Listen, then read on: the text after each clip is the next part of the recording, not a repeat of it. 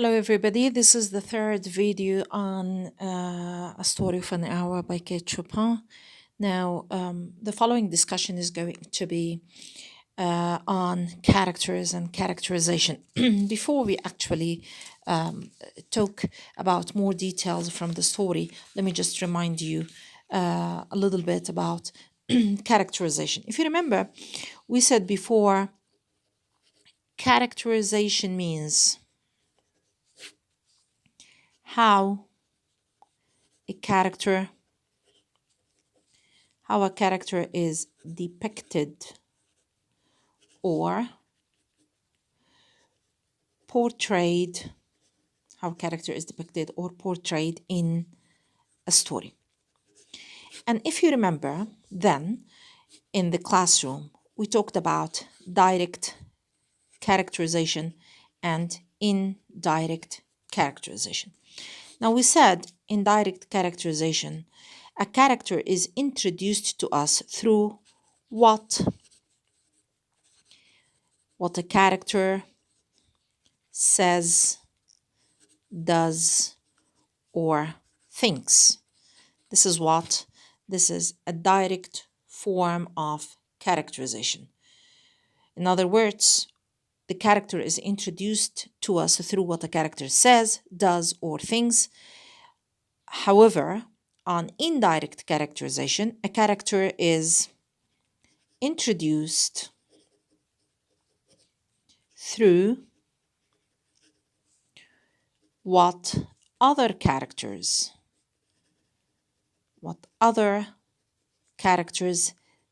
tell us about this character. Now, I need to remind you that in our story, the main character is Mrs. Mallard. Now, Mrs. Mallard is introduced to us through a narrator who is an omniscient narrator, a third person narrator who almost knows everything about Mrs. Mallard. Now, we're going to be told how Mrs. Mallard feels, what she thinks. So she is actually introduced to us directly through what she thinks and how she feels. Now, let me also emphasize that the point of view of our story is the omniscient point of view or third person narrator. Remember, look at this. This is another paragraph from the story.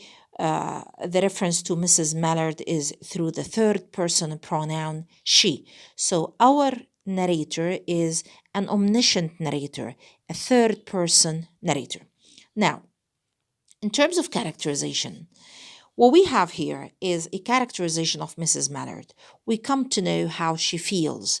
We come to know what she thinks. But more important, the characterization is not only about her personality, but it is also a characterization of her physical description. In other words, characterization includes physical description of a character, and it also includes a description of a personality, the personality of the character. So the characterization of Mrs. Mallard is through a physical description of herself and through a description of her personality. Let's read this paragraph together and let's discuss what we mean by that now. We're told in the story through the third omniscient narrator that she was young, with fair, calm face, whose lines bespoke repression and even a certain strength. Let's stop here. What we have here is a physical description of Mrs. Mallard. She's young. She has a fair, calm face. And the description actually goes into details to describe the lines of her face, the lines which spoke repression. Now here, repression, قمع. Okay? This tells us a little bit about Mrs. Mallard's personality. She is a repressed woman, repressed most probably by her society, not necessarily by her husband, sometimes by her husband, but definitely she is repressed by society. However, her face reflects a certain strength. So this also tells us about her personality. In this brief line, actually, we have a description of Mrs. Mallard's face. So this is physical description, but we have description of her personality, that she is repressed, yet she is a strong woman. Now there was a dull stare in her eyes. Now, after receiving the news of her husband's death, and as she is sinking into the roomy armchair facing the window, okay, she gives us that dull stare in her eyes, whose gaze was fixed away off yonder on one of those patches of the blue sky. She is gazing into the sky, which suggests that she's almost absent-minded. You know the meaning of that? She's almost absent-minded.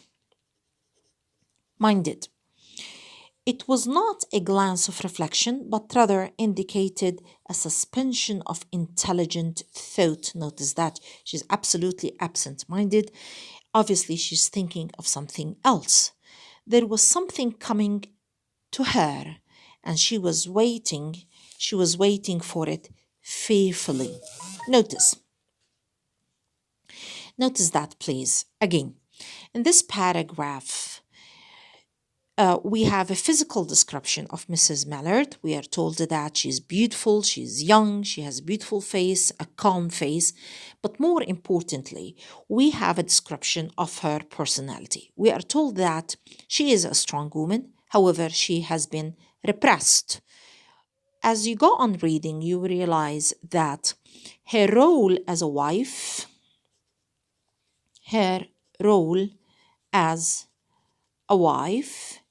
is the source of repression. And there will be hints here and there that she is also repressed by her society, the 19th century patriarchal society.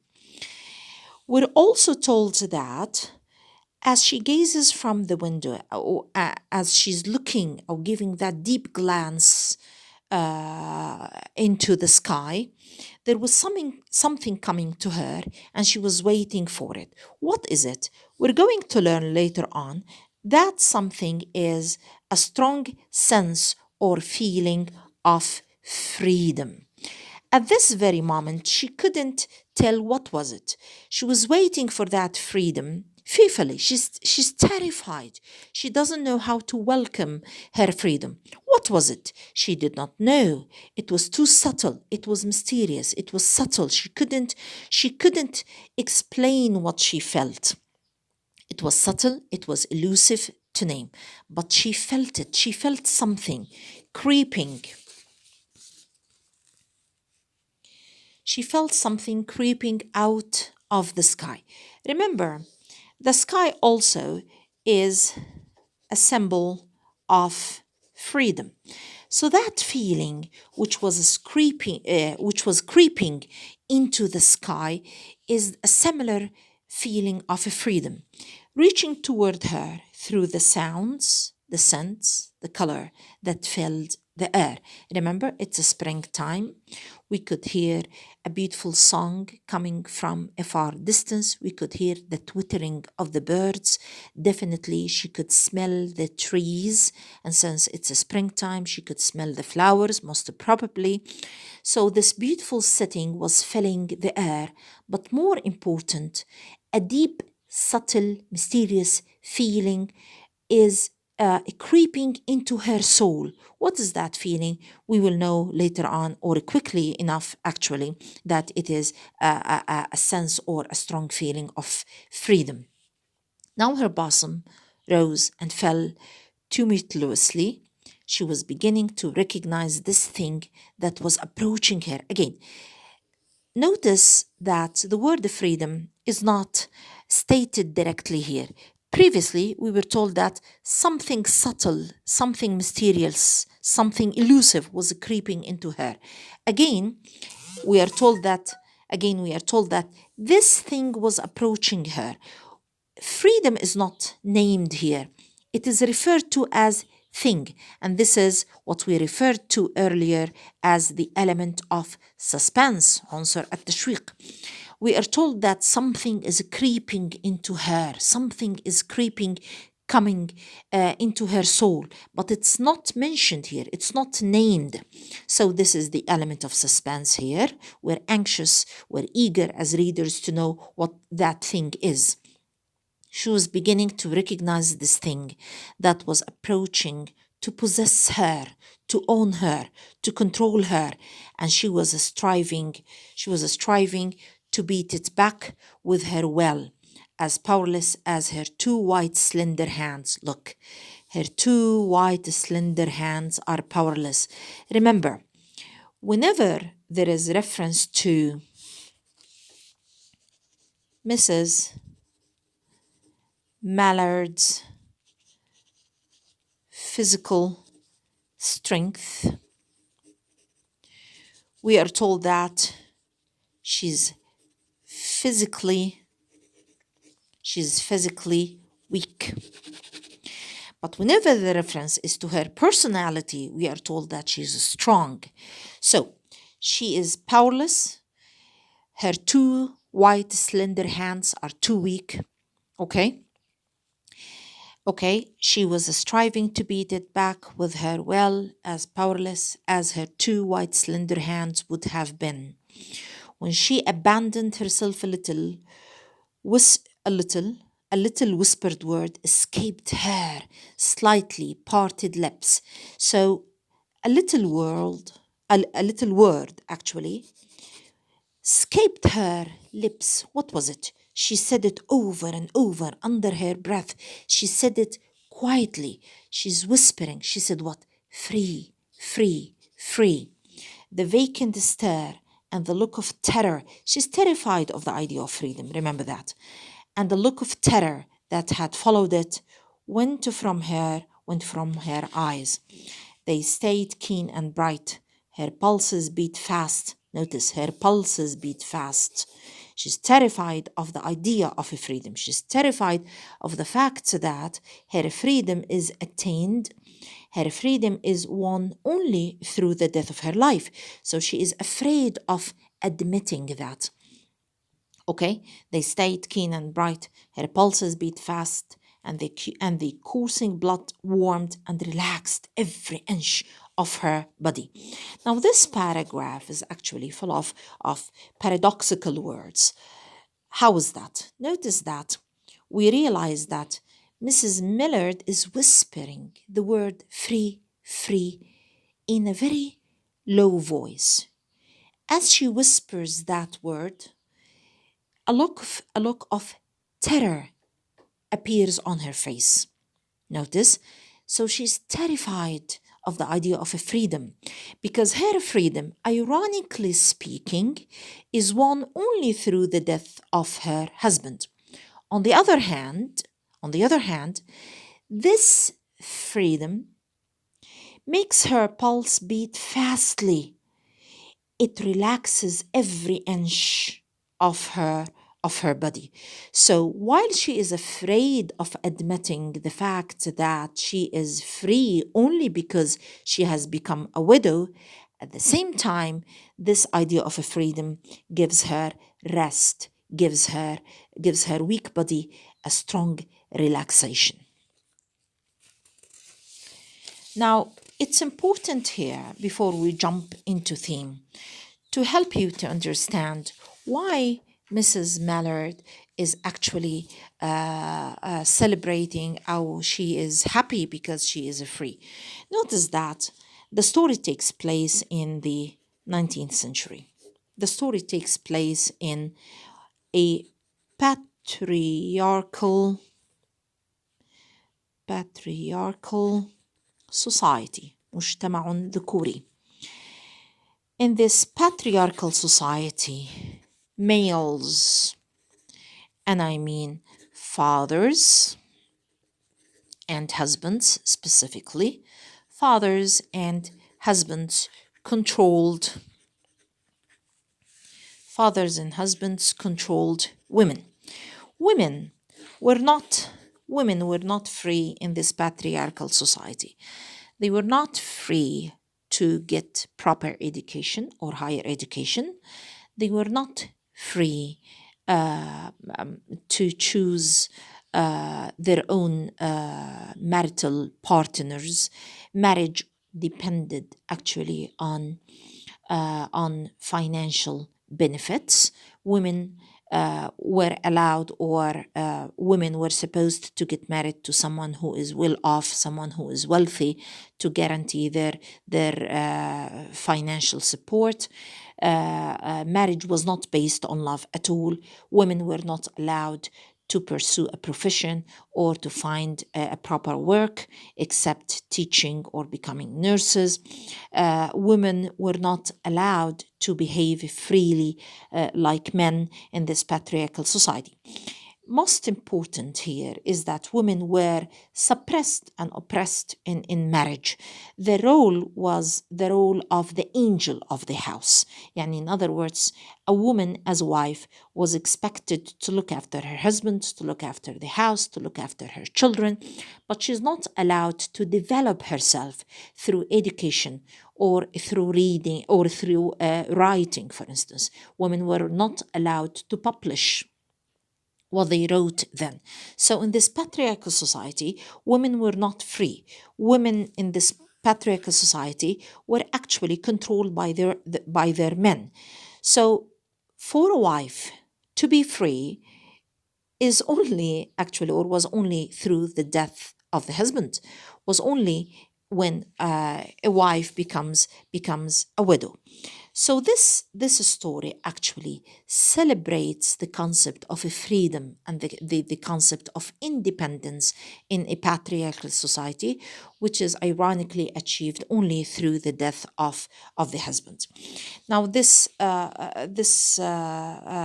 on theme and the freedom of Mrs. Mallard, and the idea of freedom and independence as a theme is also uploaded in one of the files on e-learning. Let's check this together.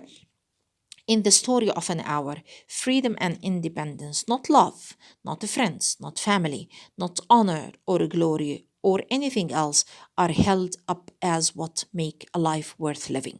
So what is the theme of the story? This story is about freedom and independence of a woman. Freedom and independence is what makes life worth living. Okay?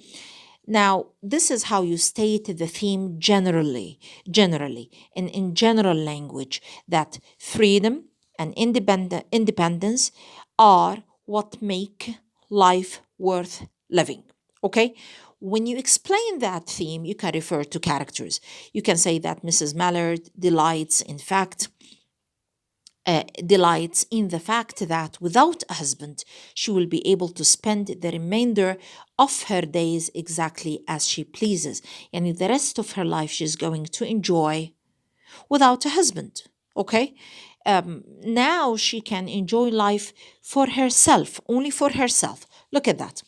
As Louis or Louisa herself thinks, and this is quotation from the story, which emphasizes our theme, there would be no one, she thinks, there would be no one to live for during those coming years. She would live for herself. There would be no powerful will bending hers. What is the powerful will that used to bend her will? It is the will of her husband, the will of the patriarchal society. Now, with the death of her husband, there is no will to bend her, no will to control her. In that blind persistence with which men and women believe they have a right to impose a private will upon a fellow creature. In this patriarchal society, it is believed that a husband has the right to impose يفرض, to impose his private will upon his fellow creature, upon his wife. Okay, so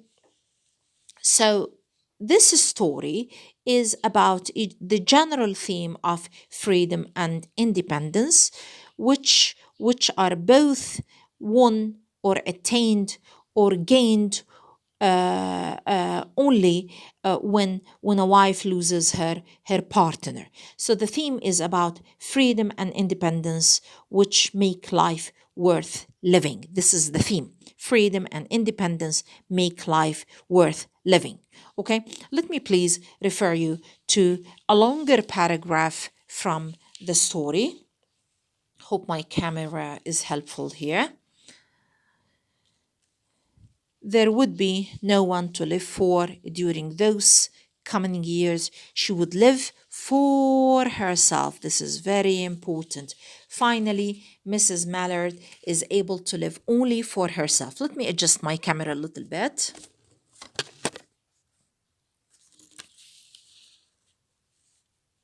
Okay.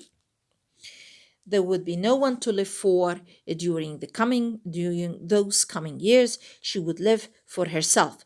There would be no powerful will bending her. Okay, the powerful will here is actually a reference to her husband and a reference to the patriarchal society.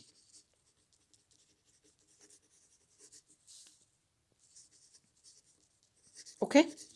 There would be no powerful will bending hers in that blind persistence with which men and women believe they have the right to impose a private will upon a fellow creature. A kind intention or cruel intention made the act seem no less crime. It is a crime for a husband to control the will of his wife, no less crime as she looked upon it in that brief moment of illumination. Look at that. It is a brief moment of enlightenment. It's a brief moment of illumination where she feels her freedom. The moment she realizes that she has lost her husband, the moment she realizes she has become a widow is the moment of illumination. It is the moment where she realizes that she is actually free. And yet she had loved him. Now, this is an important part in the story. We are not told that her husband is abusive. He is not abusive. Remember that, okay? And yet she had loved him sometimes. He is not abusive. However, he has been controlling her. His will has dominated her will, okay? Yet that's why she loved him sometimes, but not all the times. Often she had not, yani most of the time she did not love him. Why? Because he controlled her will. What did it matter? What could love, the unsolved mystery, count for in the face of this possession of self assertion? In other words, in this moment of self freedom, love is meaningless. In other words, the lines suggest that freedom and independence are more important than love. So, this moment of self assertion, this moment of freedom is more important than love. This possession of self assertion, which she suddenly recognized as the strongest impulse of her being. So, what is the strongest impulse of her being? It is freedom and independence, which are, ironically speaking, again attained only through the death of her husband. That's why she whispers or she asserts, she repeats, free, body and soul, free. Now, only now, after the death of her husband, is that Mrs. Mallard free in body and soul. This also suggests that marriage has been a burden. Marriage is a burden. Marriage is a burden. It has been controlling her body and controlling her soul. Okay. Now, the closing lines of the story are shocking and they are actually ironical to the extreme, because Mrs. Mallard's celebration of her freedom is actually momentary. It does not last for a long time. The closing lines of the story, the resolution or the conclusion of our story is ironic. Let's read what happens. And so, we are told, and so It is further no coincidence that Mrs. Louise's dream of a freedom, along with Louise herself, dies almost as soon as she leaves the solitary ecstasy of her room. Now, it turns out that Mr. Mallard is not dead. We're told that in the closing scene of this very short story, we're told that somebody opens the door and Mr. Mallard appears in front of Mrs. Mallard, and we are told that it turns out that he was not on that train which was crashed in the accident, and that Mr. Mallard is actually alive. Now, Mrs. Mallard's sister does her best, Josephine does her best to screen Mr. Mallard so that her sister would not see him, especially that she has a weak heart. But the moment she sees him, she falls down and she dies. Actually, she dies. The last line in the story is highly ironic because the doctor tells us that it is joy that kills, that she dies because she was too happy to see her husband alive and well and fine. Now, joy that kills, this is the last sentence in the story, is highly ironic because we know very well that it is not joy which has killed Mrs. Mallard, it is grief and sadness, because just a few minutes before, she was celebrating a strong sense of freedom and independence. Now that freedom, that independence, both were momentary, because with the fact that her husband is still alive, she's not going to celebrate or to enjoy her freedom or her independence. So actually, joy that kills is a very ironic sentence. We readers know very well that it is not joy that has killed Mrs. Mallard, it's a grief and disappointment which has killed her. Thank you. I hope this is useful for all of you.